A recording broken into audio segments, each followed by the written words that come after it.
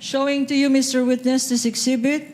It is an acknowledgement receipt in the name of Mary Grace Piatos for the amount of 70,000 pesos. Please peruse this document and tell us if this is among the acknowledgement receipts that you said you received and evaluated based on the submissions of the Office of the Vice President.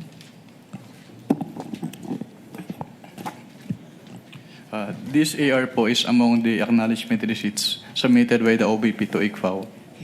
Before we go to this particular exhibit, in the name of Mary Grace Piatos for 70,000 pesos, tell us, Mr. Witness, ano ba talagang ibig sabihin ng acknowledgement receipt?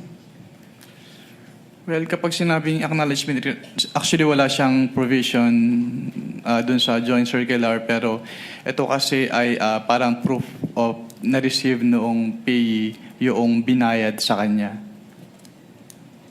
So, acknowledgement receipt, as the name suggests, acknowledges na na-receive. Na-receive niya yung payment from the payor po. So, ina-acknowledge ng isang Mary Grace Piatos na tumanggap siya ng magkano? Based from this acknowledgement receipt po, tumanggap po si Mary Grace Piatos ng 70,000 pesos for the payment of rewards, close and open parenthesis, medicines. Ano, bakit dalawa to? Payment of rewards tsaka medicines. Anong ibig sabihin? Ang binayad sa kanya na reward ay gamot? Hindi ko po ma-determine based on this document alone po, kaya po kami nagpapasubmit ng additional documents.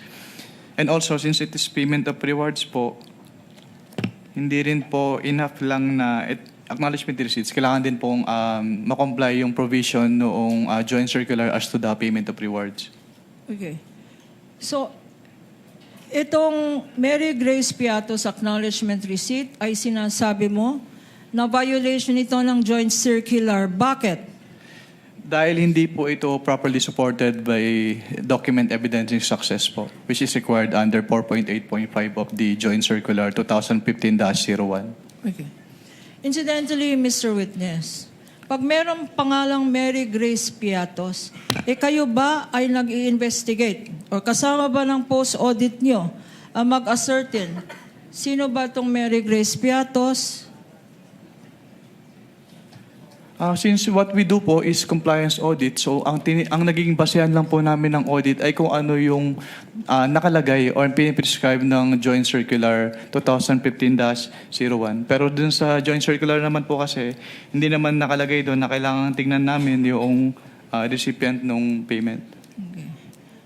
I will show you another document. Mark for the prosecution, Attorney Peña, P-1-8-619. Another Piatos, name Rene Piatos. Pakibasa. The amount is 100... Counsel, it's Renan Piatos. Renan Piatos. Renan Piatos. Ang amount 110,000 pesos. At ang date ay 12/27/2023. Being flashed on the screen for better appreciation of the Honorable Impeachment Court. What observation can you make or have you made as regards this acknowledgement receipt?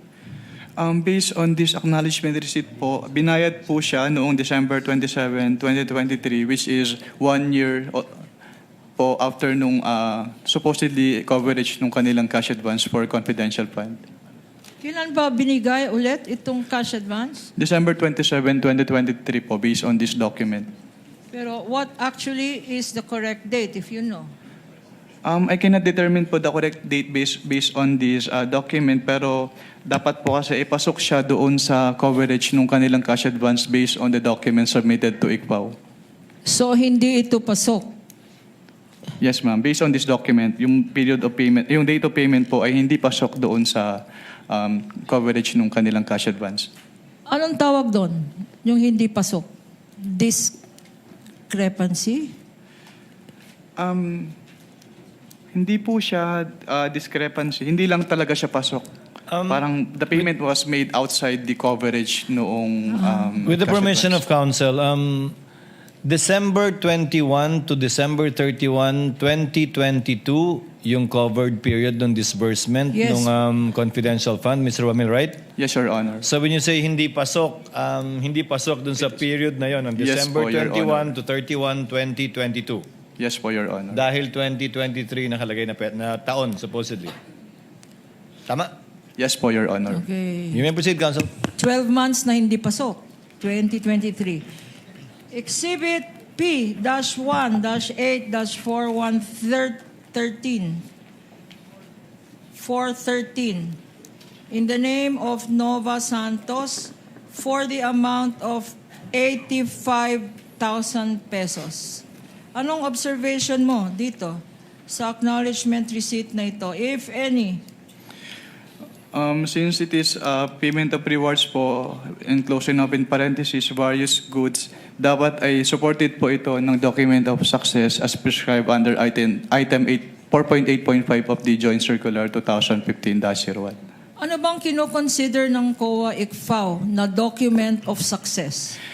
Actually, wala kang specific na document as prescribed under the Joint Circular. Pero kapag may sinabit po kasi sa amin, chine-check namin if the requirement of the Joint Circular is met. So tinitingnan po namin yung relationship between the successful information gathering or surveillance activities vis-a-vis yung information given by the informer.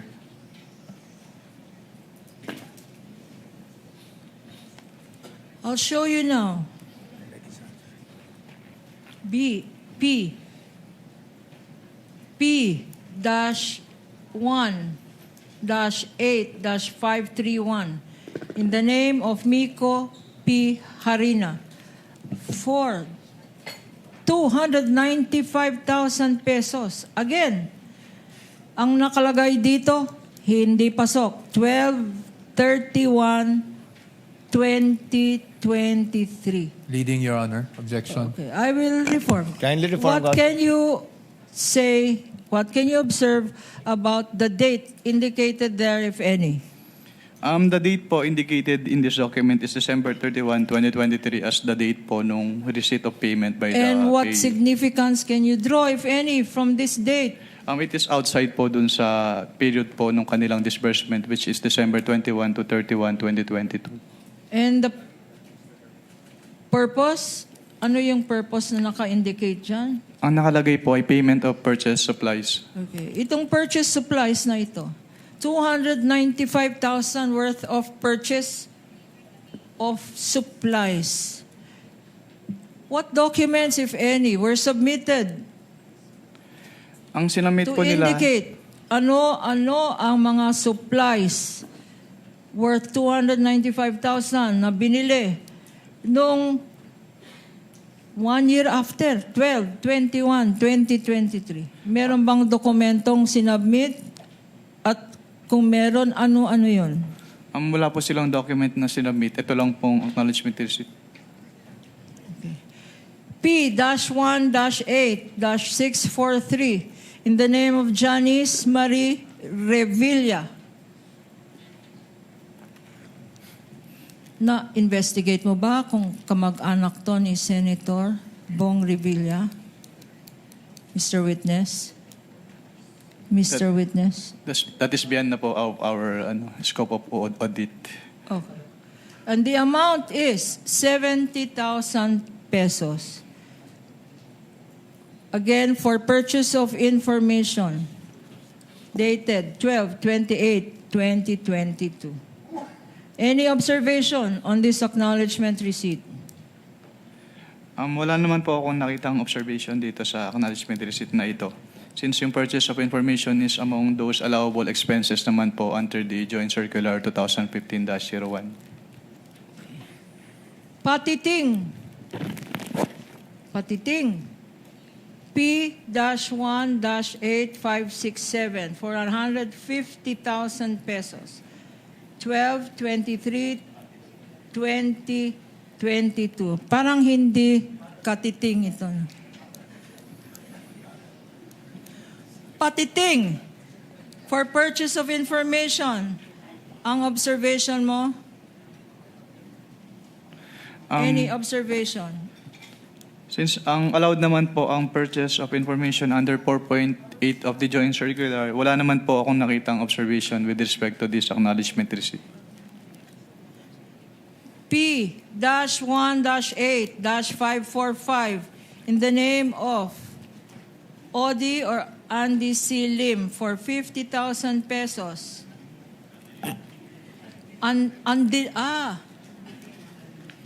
Andilim. Kanya ko pala hindi mabasa. Andilim. Para kay Andilim.